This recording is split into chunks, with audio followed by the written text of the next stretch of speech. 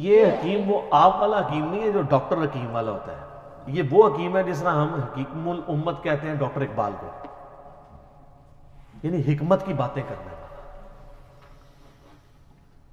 یہاں پہ بھی حکمت کے اقوال پیش کیے جاتے ہیں نا، تو ڈاکٹر اقبال کے اشعار پیش کیے جاتے ہیں، ان کی باتیں کوٹ کی جاتی ہیں، ان کے وہ خطبات reconstruction of religious thoughts in Islam, اس کی کوٹیشنز کی جاتی ہیں۔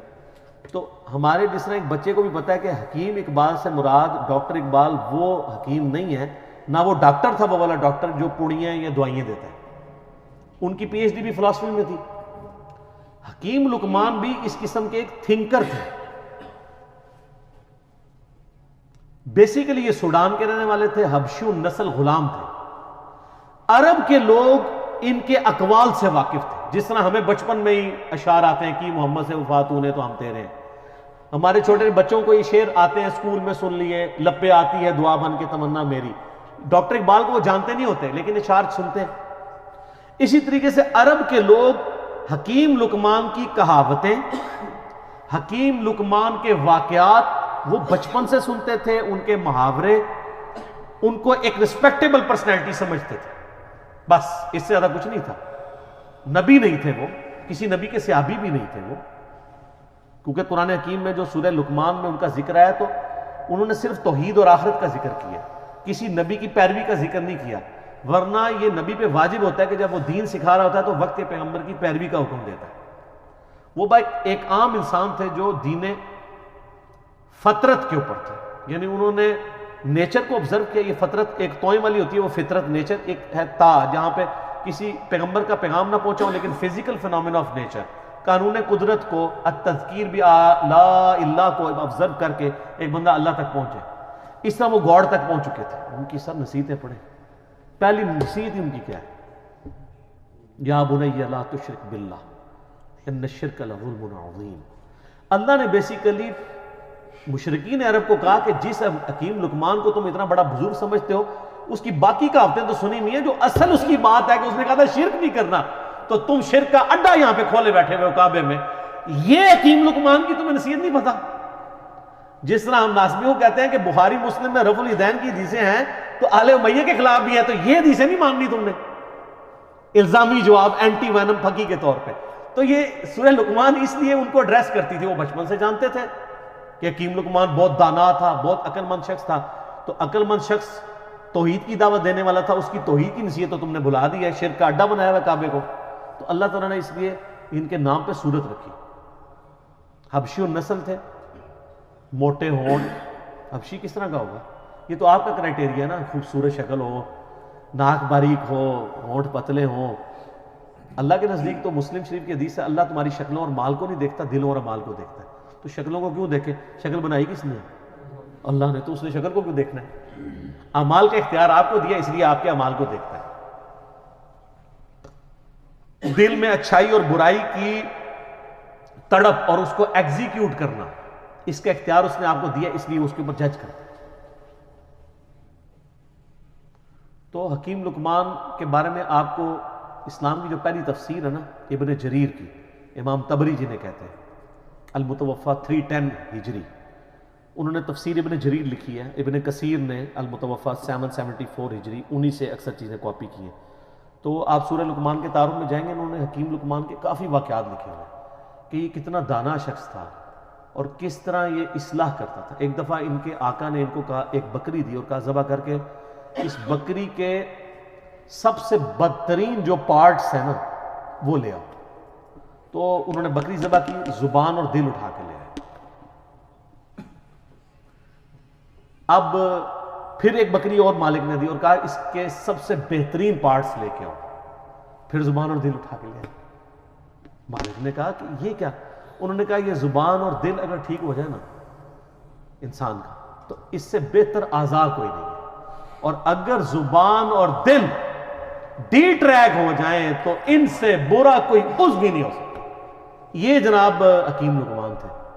تو اللہ تعالیٰ نے مشرکین عرب کو کہا کہ ان کی توحید کی نصیحتیں، پھر آخرت میں پیشی کی نصیحتیں۔ حکیم لقمان کی نصیحتوں میں میرا پورا لیکچر ہے، مسئلہ 177 آپ جا کے دیکھیں تو آپ کو پتہ چلے گا جی حکیم لقمان نے کیا کیا نصیحتیں. سورہ لقمان میں 8 نصیحتیں تھیں ان کی، 2 اللہ نے مزید ایڈ کر کے تلک عشرۃ کاملہ، اور وہ 2 نصیحتیں ماں باپ کے ساتھ اس نے سلوک کی ایڈ کی، جو حکیم لقمان نے شاید عاجزی کی وجہ سے اپنے بچے کو نہیں کی، شاید موت کا وقت تھا تو اب وہ اس کو سکپ کر گئی، یا اور لوگ ان سے ہوگی تو اللہ تعالیٰ نے اسے پرفیکٹ کیا. ان نصیحتوں سے کئی آئیڈیا نہیں ہوتا کہ انہوں نے وقت کے پیغمبر کی پیروی کا کہا ہو. اس سے لگتا ہے کہ وہ ایک ایسے شخص تھے جنہوں نے فزیکل فینومینا آف نیچر کو آبزرو کر کے خدا تک پہنچ چکے ہوئے تھے کہ اس کائنات کا ایک کریٹر ہے، اور اللہ is the only explanation of all the physical phenomena in this world. وہ اتنی رقت انگیز ان کے الفاظ ہیں، اے بیٹے اللہ کے ساتھ شرک نہ کرنا، بے شک شرک سب سے بڑا گناہ ہے، سب سے بڑا ظلم ہے، اور اگر تم پہاڑ کی چٹانوں میں یا آسمانوں میں بھی کوئی گناہ کرو گے تو قیامت دن اللہ تعالیٰ تمہارے سامنے لے آئے گا. اچھا آسمانوں میں کس نے گناہ کرنا تھا؟ اس زمانے میں تو اڑتا تو کوئی بھی نہیں تھا، لیکن آج آپ کی ساری اسمگلنگ پاکستانی ایئر ہوسٹس جو کر رہی تھی اور جو کچھ باقی معاملات ہوتے ہیں وہ آسمانوں میں گناہ ہو رہے ہوتے ہیں. تو وہ یہ نہ سمجھے گا انہوں نے زمین پہ گناہ نہیں کیا، آسمانوں میں قرآن میں لکھا ہے آسمان میں بھی کوئی گناہ کرو گے اللہ تعالیٰ لے آئے گا قیامت کے دن. وَمَن يَعْمَلْ مِثْقَالَ ذَرَّةٍ خَيْرًا يَرَهُ وَمَن يَعْمَلْ مِثْقَالَ ذَرَّةٍ خَيْرًا يَرَهُ وَمَن يَعْمَلْ مِثْقَالَ ذَرَّةٍ شَرًّا يَرَهُ. ذرہ برابر نیکی بھی کرو گے وہ بھی لے آئی جائے گی، اور ذرہ برابر گناہ کرو گے وہ بھی قیامت والے دن تمہارے سامنے لا کے رکھا جائے گا، ہاں بھی جواب دو گا. تو یہ حکیم لقمان نہ تو کوئی پیغمبر تھے، نہ کسی پیغمبر کے فالوور تھے، نہ کوئی صحابی تھے کسی پیغمبر کے، نہ کوئی تابعی تھے. ایک سلیم الفطرت انسان تھے جو خدا تک پہنچ چکے ہوئے تھے، اور ایسا شخص اہل فطرت کہلاتا ہے. یعنی فطرت ایسا شخص جس تک یہ تا کے ساتھ ہوتا ہے، جس تک وقت کے پیغمبر کی دعوت یا کسی پیغمبر کی دعوت نہ پہنچی ہو، ایسے شخص کے لیے صرف ایک اللہ کو ماننا اور آخرت کا یقین کر لینا کافی ہے. چاہے نبی کی دعوت نہ بھی پہنچی ہو، اس کے لیے بس یہ اتنا اجمالی عقیدہ رکھنا کافی ہے. البتہ جب وقت کا پیغمبر آ جائے پھر اس کو ڈینائی کرے گا تو وہ کافر ہوگا، لیکن ایسے لوگ عموماً ڈینائی نہیں کرتے. اس کی آپ کو نمائندہ مثال بتاتے ہیں. سیدنا زید بن عمر بن نفیل، آپ کو پتہ ہے نا ان کے بارے میں؟ صحیح بخاری میں آتا ہے. ان کا ایک بیٹا ہے سعید ابن زید. سعید ابن زید کو جانتے ہیں؟ اشرا مبشرہ والی حدیث والا، مغیرہ ابن شعبہ اور حضرت معاویہ کے ساتھ جھگڑا کرنے والا، اور مولا علی کی شان میں 10 صحابہ کے جنتی ہونے والی حدیث سنانے والا، حضرت عمر کا بہنوئی سعید ابن زید، شروع کے مسلمانوں میں سے. ان کا باپ تھا زید بن عمر بن نفیل. اس کے اوپر بخاری میں چیپٹر ہے. یہ اہل فطرت میں سے تھے. نبی علیہ السلام فرماتے ہیں کہ مجھے صحیح طرح یاد ہے، میں جوانی میں تھا، اس وقت اللہ نے مجھے مبعوث نہیں کیا تھا. ایک جگہ میں دعوت پہ گیا تو وہاں پہ لا کر دسترخوان کے اوپر کھانا رکھا گیا، اور نبی اسلام کی اس وقت عمر 25 سال تھی. تو آپ کہتے ہیں کہ میں نے زید بن عمر بن نفیل کو دیکھا کہ وہ اس دسترخوان سے اٹھ گیا، اور اس نے کہا کہ میں بتوں کے نام کا ذبیحہ نہیں کھاؤں گا. ہائے ہائے ہائے.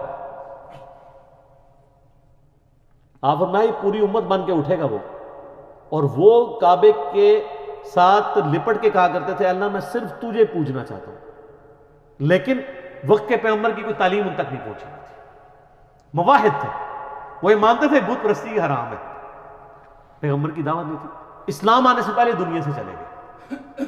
لیکن آپ دیکھیں امام بخاری نے رضی اللہ عنہ لکھا ہے، صحابی نہیں ہے لیکن بیٹا تو صحابی نکلا نا. پھر سلیم الفطرت لوگ کیسے ہوتے ہیں؟ ان کا بیٹا ہے سعید ابن زید، حضرت عمر کا بہنوئی، جس کو حضرت عمر سے مار پڑتی تھی اسلام لانے کی وجہ سے. اور یہ پھر آخری وقت تک آپ دیکھیں ڈٹے رہے ہیں. وہ تو آپ کربلا والا ریسرچ پیپر پڑھ لیں، جب سب لوگ مسلحت کا شکار تھے، یہ تو اعلانیہ مجموعوں میں کھڑے ہو کے کہتے تھے تم جنتی شخص علی ابن ابی طالب پہ لعنت کرواتے ہو. ہم کبھی بھی اس پہ لعنت نہیں کریں گے، کیونکہ میں نے رسول اللہ سے سنا ہے ابو بکر جنت میں، عمر جنت میں، عثمان جنت میں، علی جنت میں.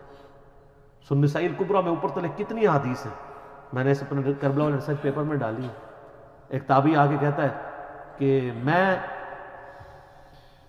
اس دنیا میں سب سے بڑھ کر سیدنا علی سے محبت کرتا ہوں.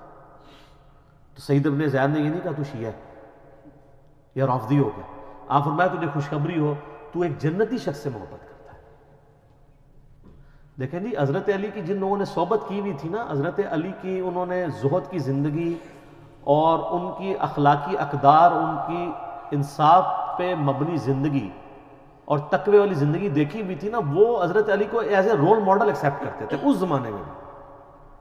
اب ایک بندہ آ کے کیٹاگوری، وہ اب صحابی یہ بھی نہیں کہہ رہا کہ سب زیادہ محبت تو رسول اللہ سے ہونی چاہیے، یقیناً نبی علیہ السلام سے بھی ان کی محبت ہوگی، ان سے بڑھ کے ہی ہوگی۔ انہوں نے فوراً کو کہا تمہیں خوشخبری ہو، تم ایک جنتی شخص پہ سے محبت کرتے ہیں۔ پھر سنن سعید الکبریٰ میں موجود ہے، ایک شخص آ کے جو ہے وہ اس طرح آگے شکایت کرتا ہے کہ جی یہ لوگ حضرت علی پہ سب و شتم کرواتے ہیں۔ تو سعید ابن زید کہتے ہیں کہ یہ ہمیں کہتے ہیں ہم اپنے بھائیوں پہ لعنت کریں، لیکن ہم اپنے بھائیوں پہ کبھی بھی لعنت نہیں کریں گے، کیونکہ میں نے رسول اللہ صلی اللہ علیہ وسلم سے 10 بندوں کے بارے میں سنا ہے کہ وہ جنت میں، اور اس میں 10ویں وہ خود تھے۔ عشرہ مبشرہ میں زید بن عمرو بن نفیل کا بچہ سعید ابن زید، تو 9 کے نام بتا کے چپ کر جایا کرتے تھے۔ ویسے ساڑھے ورگا ہونا کہتا سر پہلا تو میں تھے، اگے تو انہوں گنتی دسنے، وہ پہلے باقیوں کے نام بتاتے تھے اور اینڈ پہ کہتے تھے ایک 10واں شخص بھی ہے۔ پھر لوگ کہتے تھے وہ کون ہے، تو کہتے تھے اگر تم ضروری سمجھتے تو میں بتا دیتا ہوں وہ میں ہوں۔ یہ تھی عاجزی۔ تو ان کے والد زید بن عمرو بن نفیل وہ بھی اہل فطرت میں سے تھے، جسٹ لائک سیدنا لقمان رضی اللہ تعالی عنہ و رحمہ اللہ تعالی و علیہ السلام۔ اور سر کیا خوش نصیبی ہے، اللہ کو مواحد کتنا پسند ہے کہ نہ وہ صحابی ہو، نہ وہ تابعی ہو، نہ کسی پیغمبر کی اس نے صحبت کی ہو، نہ کسی پیغمبر کا کلمہ پڑھا ہو، لیکن ایک اللہ کا ماننے والا ہو، شرک سے بیزار ہو، آخرت میں اللہ کی جواب دہی کا یقین رکھتا ہو، اس کے نام پہ پوری صورت ہے۔ اور اللہ تعالیٰ اس کے اقوال کو توحید کی دعوت کے لیے رول ماڈل کے طور پہ مشرکین عرب کے سامنے رکھا۔